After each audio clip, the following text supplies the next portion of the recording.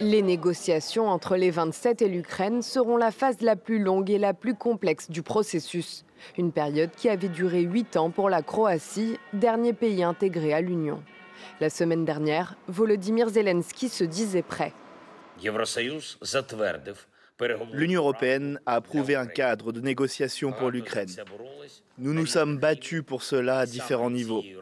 Ce cadre détermine le format et la procédure des négociations d'adhésion avec notre pays. Comme chaque candidat, l'Ukraine devra satisfaire plusieurs conditions d'adhésion. Un critère politique déjà, le pays doit avoir des institutions stables garantissant la démocratie et l'état de droit. Première pierre d'achoppement, en matière de corruption, l'Ukraine était en 2021 le pays le moins bien classé d'Europe, selon Transparency International. Ensuite, la Commission lui demande de mieux intégrer une de ses minorités, la communauté hongroise.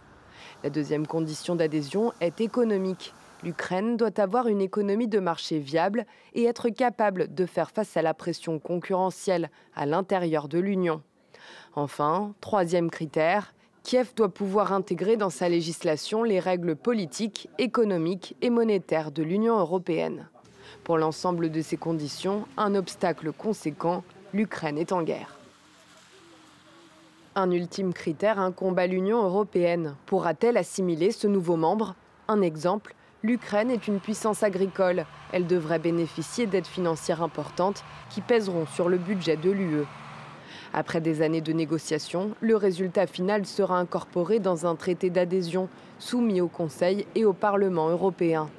Les 27 devront ratifier le traité un par un, mais il faudra convaincre.